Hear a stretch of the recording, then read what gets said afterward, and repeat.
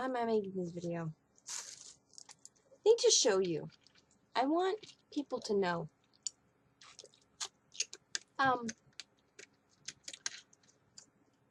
Robin Williams' death had a surprising effect on me. Well, not surprising. It really, really threw me, and I was very upset, and I still can't think about it for too long without getting very upset.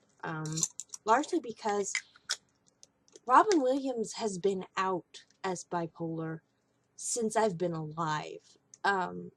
And throughout my life, in the various versions of diagnoses that I've had,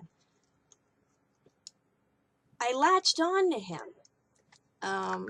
Aladdin was my favorite movie when I was a kid, and when I grew up a little bit more, I really liked Mrs. Doubtfire, and I saw his stand-up, and he was just alive. He was alive. And my dad told me when I was pretty young, and the depression was starting to get bad, that a lot of funny people are depressed and have depression like I did.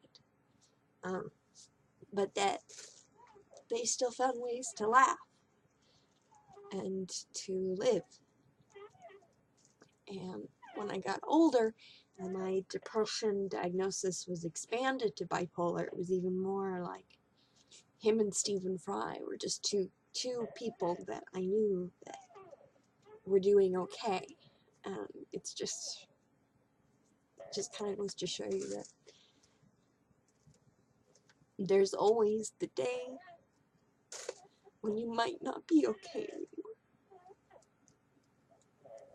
And that's just something you kind of gotta deal with and live with, and hope that you don't get there, or that when you do, there's someone there to catch you.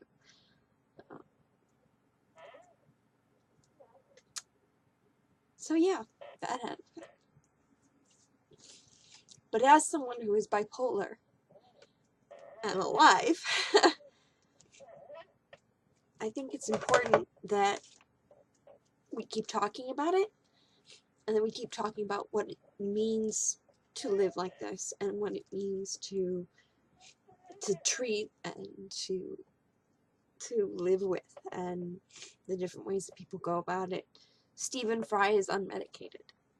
He did an entire documentary about why he's unmedicated, and it largely had to do with the fact that the medication that he was given kept stifling his manias, and his manias were super creative and super, not positive. Manias are never exactly positive, but they weren't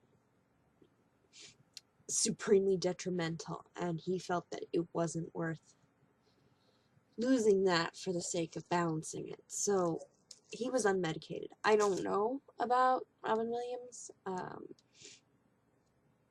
He could have been, he could have not been. That's just the nature of treating mental illness, is that sometimes you're on meds and sometimes it doesn't help. Sometimes they just stop working. That happens. Your brain is incredibly elastic, and when you are born with a brain malfunction, your brain is going to be constantly fighting to return to that state, that state that is its natural state. If you're a healthy person, your brain is always going to fight to recover and bring yourself back to healthy brain. But if you're born with a brain that doesn't work right, your brain is constantly trying to return to the state of not right. So that's why we play medication roulette. That's why diagnoses change, why our pills change, why we constantly need to just try new things, because your brain adapts. Paxil straight up stopped working for me. I was on it and it stopped working.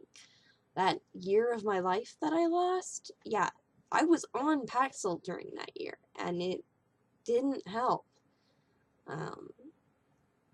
I went through a whole bunch of stuff that didn't work or suddenly stopped working. And bipolar in particular is really touchy with any sort of hormonal anything. So when I went on birth control for pain management reasons, that that didn't work out.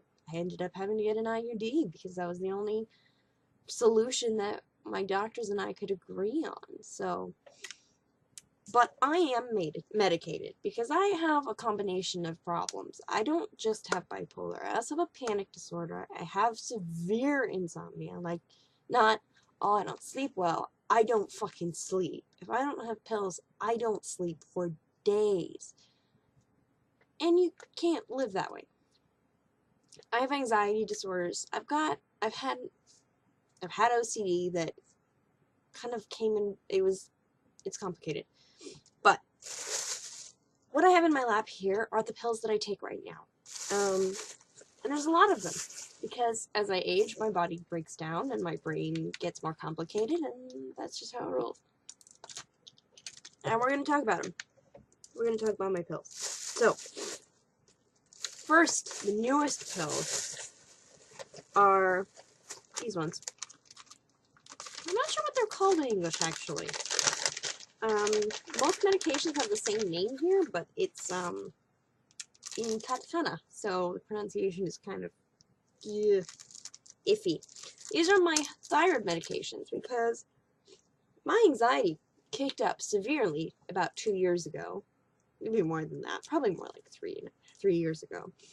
And I thought I was just leading a horrendously anxious life, and then I started getting some other symptoms, and through investigation discovered that part of my anxiety is tied to the fact that my thyroid stopped working, which is something that especially happens in women and is something you should be aware of. If you have mental illness and your anxiety spikes in your mid-20s-ish, that's indicative of a thyroid problem. There are other symptoms. Check them out. I had a lot of them, and my blood tests were pretty inconclusive, so we just started medicating, and it worked great. And considering I have a really extensive family history of it, it was not like, oh, we're just going to throw medication and hope it works. It was a pretty good surety. So I take 50 milligrams of this one and 50 milligrams of this one, and one of them addresses the thyroid 4 hormone and one addresses thyroid 3 hormone, because your thyroid stops making both of them, and one doesn't work without the other. They process each other. So if your doctor prescribes you one and not the other, you need both. He needs to fix that. She needs to fix that. You need both. So I take those, but I take those in the morning because that's when your thyroid is supposed to start your day. So I take those in the morning. So I don't take those right now. Also, my doctor got confused today and only gave me 2 days worth instead of 20 days worth. He left out a 0, so I have to call him on Monday and be like, you forgot a 0. Didn't notice till I was home. Now, I also got this today. This is fucking, I use an inhaler now. You can probably hear it a little bit still that I have had a cough for 2 weeks. Because now whenever time I get sick and I have a cough, because I have asthma now, I don't even know, man. I have to use an inhaler now. What the fuck?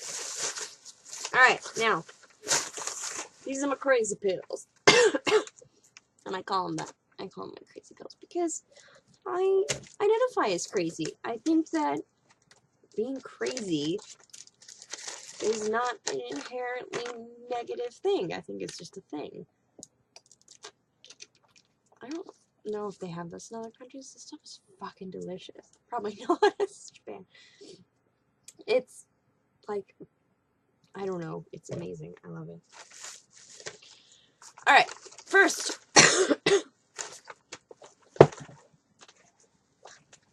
Sorry.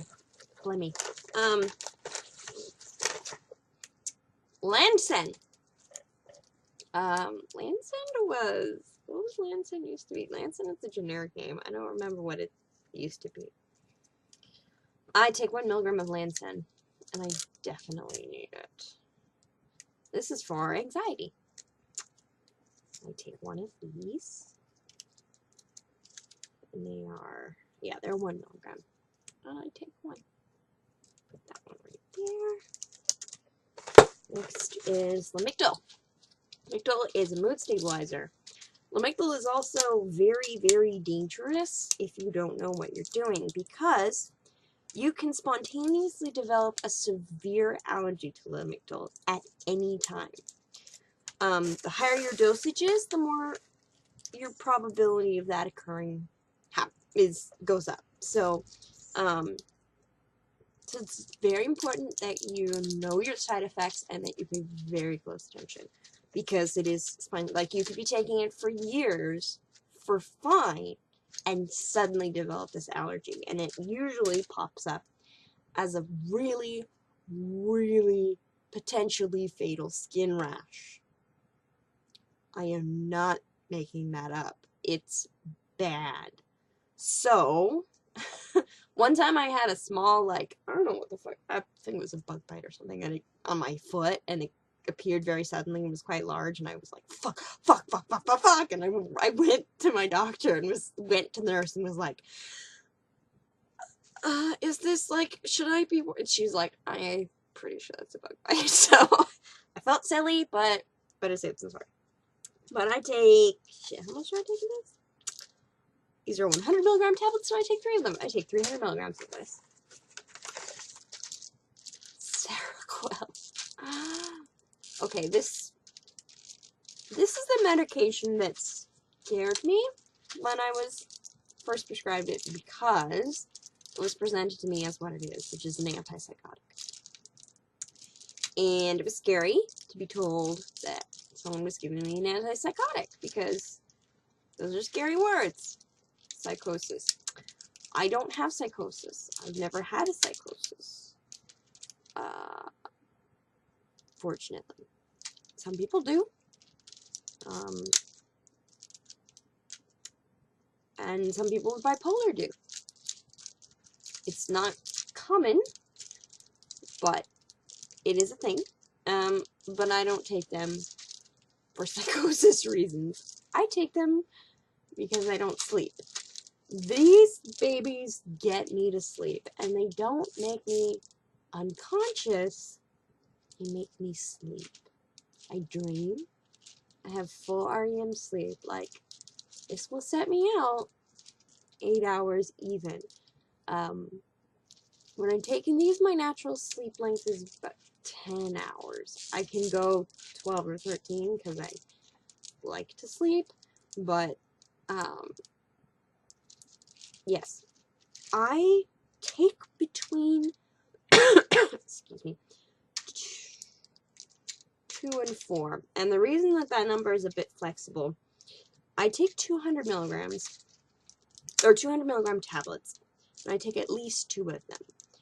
If I have not had a big dinner, and I take 3, occasionally I experience some really quite scary side effects, which are usually just slight difficulty swallowing, or, yeah, it's difficulty swallowing is the one that gets me. And it's not that it's hard to swallow, so much as that it feels like my mouth has forgotten how. So I have to repeatedly sit up and take a drink to get that reflex going, because it's not naturally occurring. That's when I know that it's a bit too much.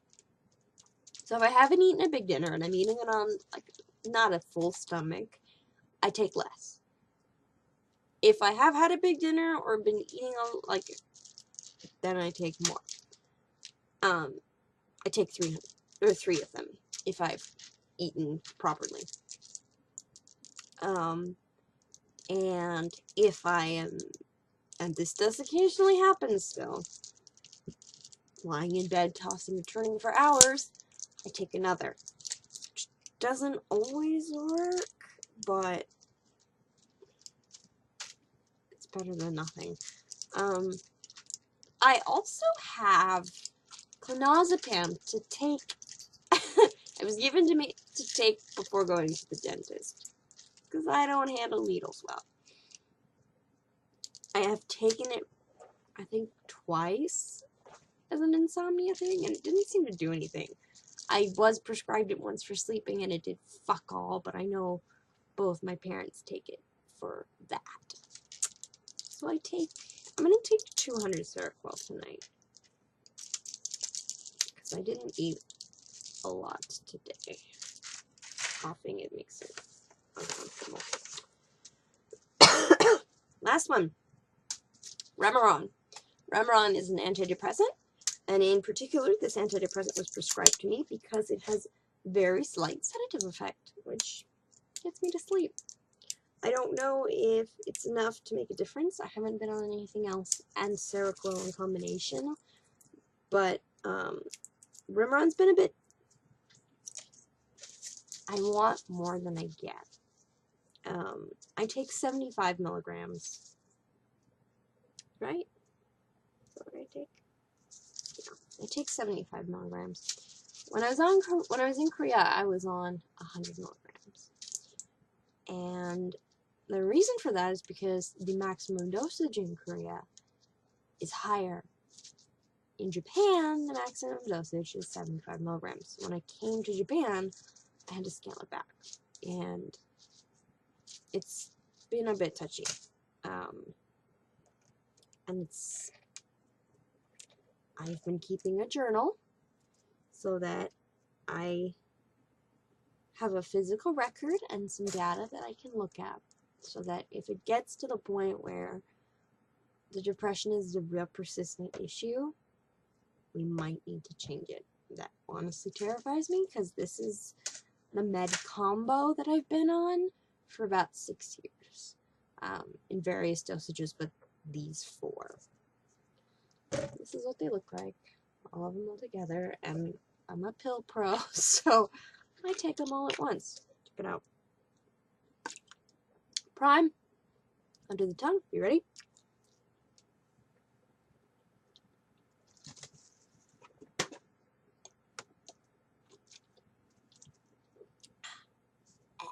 One stuck a bit. That's a Lanson. Taste it. That one dissolves really fast. See, a lot of anti-anxiety meds are made to dissolve very quickly so that you can put them on your tongue during a panic attack, and they may,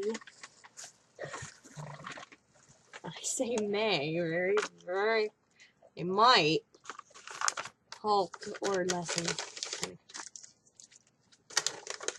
That's my meds for the night. Plus the meds that I'm taking right now for my cough, because I got to the doctor today and was like, look, I had a cold 2 weeks ago. I have had no other symptoms of a cold in 2 weeks except for this. And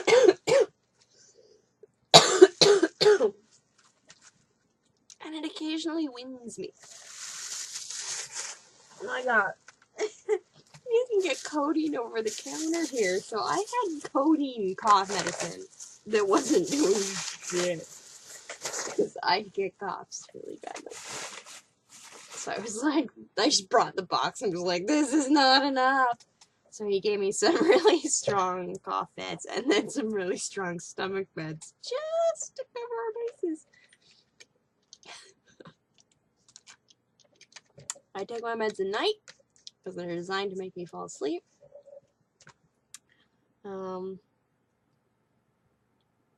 If I don't take them, what happens? Good question. Actually, with most of them. So, the first thing that happens is I don't sleep.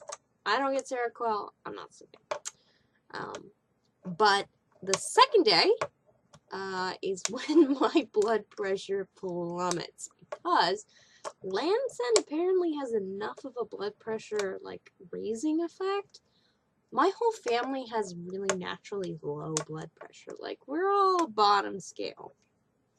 But there was one period during summer a few years ago where we experimentally tried not doing Lanson because we thought maybe my anxiety was actually mostly the thyroid thing, and now that the thyroid thing was being addressed, maybe I didn't need the Lanson. It's only 1 milligram, so we were like, let's try without it. Yeah, no, that didn't work. My blood pressure dropped severely to the point that when I took 1 Seroquel to go to sleep, my breathing reflex was dampened, and I had to force myself to stay conscious so that I would stay breathing, which was terrifying. I was super dizzy. It was horrible. It was really horrible, and I lasted 2 days. The second day, I went back to my doctor, and I said, something is very wrong. I feel horrible.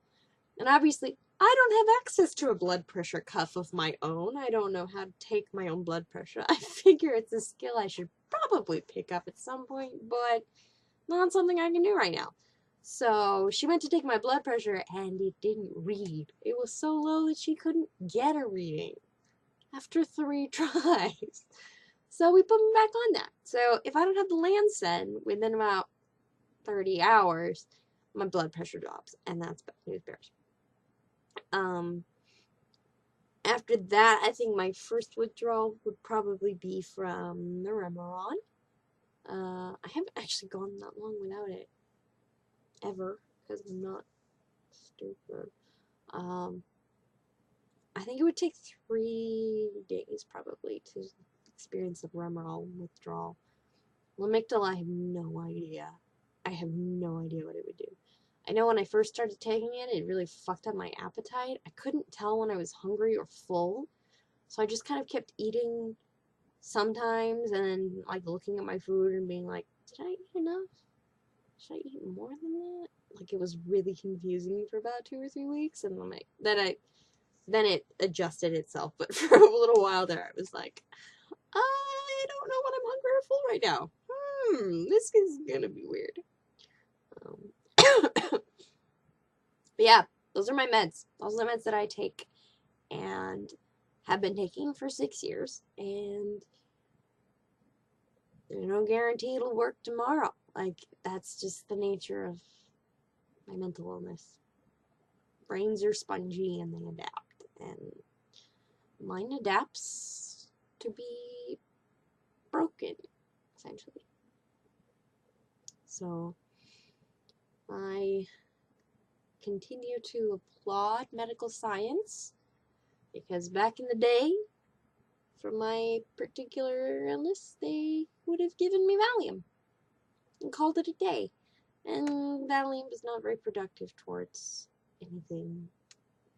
I mean, some people, I guess it works, but many bipolar people that I know went without medication after being given Valium, because Valium fucks you up sometimes and makes you basically not able to function. So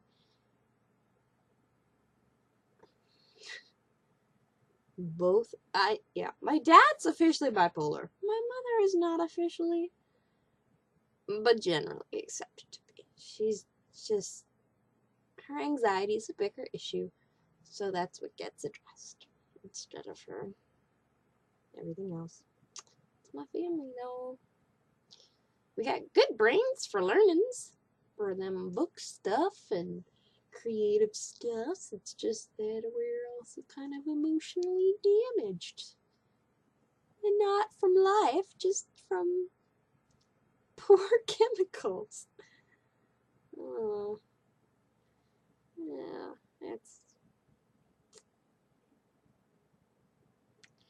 it's a living, except it's not. Did you hear that? I don't know if you were to hear that. That was only one of them, so usually my neck is fucked up. So sometimes I do this and it pops in like 4 or 5 places, but oh, there goes one. Oh, that's nice. I scare the shit out of my students sometimes. Like, I'll be looking at them, waiting for them to respond, and then I just instinctively like do this to pop my neck, and it goes pop, pop, pop, pop, pop, pop, pop. And then they look at me like, holy fuck, teacher's gonna kill me. No, so I didn't mean to frighten my child. I just have a messed up spine. Oh no. Laughing and coughing is bad. I haven't been able to wear my night guard for like a week. So every time I cough, it just sort of rockets out of the front of my mouth. Devices. Good times. So yeah, those are my pills. That's the meds I take. Obviously, meds are really personal. People take all sorts of different things. People treat all sorts of different ways. I've been in therapy. Didn't like it. I just didn't like it. I just never felt like we were ever addressing things that were actually behavioral. They always wanted to talk about the depression. And I was like, I'm not depressed because my life is bad. I'm depressed because my brain is messed up. I'd much rather talk about how I have social anxiety issues relating to intimate relationships of some kind. Like, I have other more complicated issues. Like, I'm terrified of needles. I'd love some work on that. Or I get discouraged and feel like I'm actually a super obnoxious person and people don't want to be around me.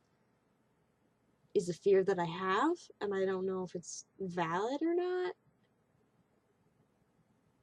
Like, I'd like to talk about those things maybe in therapy, but we never talk about those things. Even when I'm like, hey, I'd like to talk about these things, they're like, but no, those aren't your issues. I don't think we're here for the same reasons. But therapy does work for some people, so, you know. I did try it 3 times. It just, it's not for me. Maybe, I mean, and life changes. There may be yet a future in which I will need therapy. I don't rule it out. I just don't want it or need it right now. Want it, maybe need it. So yeah, there's therapy, there's pills, there's gritting your teeth and bearing it, like Sir Stephen Fry, although I think that Stephen Fry has a benefit of being wealthy, and it's kind of easier to deal, well, not easier, that's not true, people kill themselves. When you don't have to have a day-to-day job and existence, it's a little bit easier to be unmedicated. If you don't have day-to-day responsibilities, you can fluctuate a bit more. I do have day-to-day responsibilities. I cannot afford to have mental health days. That's not a thing that happens here. I don't get free swinging vacation time. I don't get sick days. I don't get a mental health day, ever. That's not a thing that I can do. So, in college I could. I can't now. So keep that in mind when you are dealing with your own issues, and remember that you are not alone. You are never alone. There's like 6 billion people on the planet, and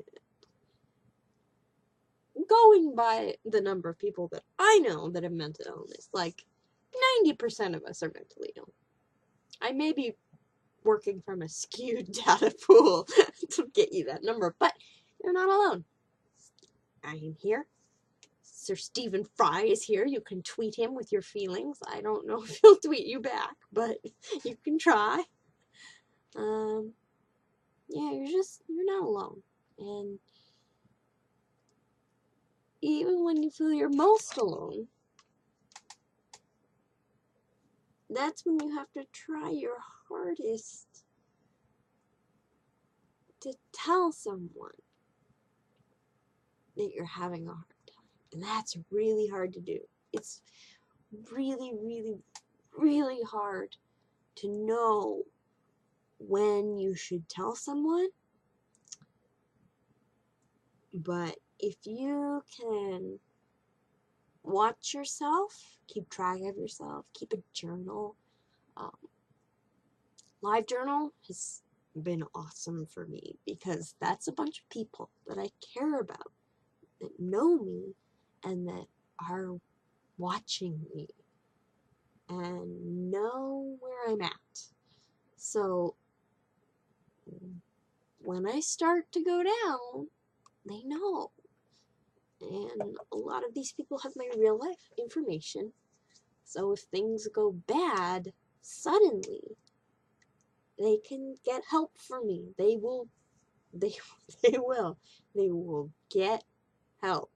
So find someone who can do that for you, who will keep an eye on you. You don't have to, and in fact are probably not entirely capable of being your own lifesaver, basically. You need someone else to keep an eye on you because your judgment is not always going to be the best, and especially about yourself. So if you've got some bad days and you're dangerous to yourself, then you need a buddy. You need a buddy. And I don't like a doctor, a friend, a family member, a stranger. The internet is a magical place where you can find people who feel the way that you feel and know what you're going through. And you can be buddies for each other. You don't have to be alone. And you're not. So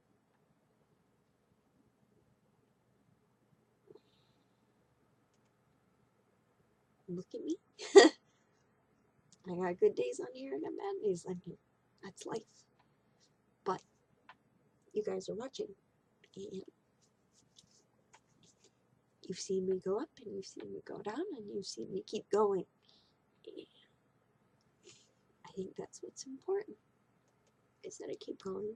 And there are times when I think that I should keep going, because if I don't, where will you go?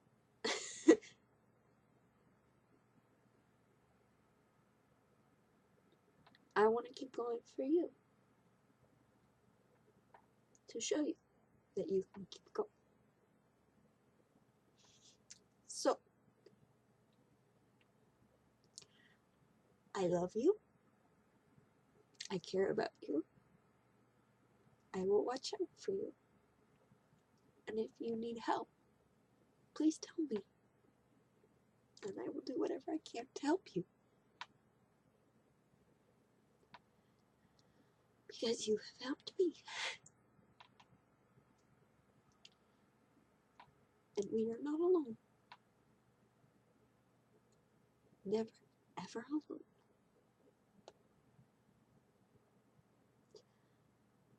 My Seroquel is going to kick in shortly, and I'm going to be sleepy. So I'm going to go to bed.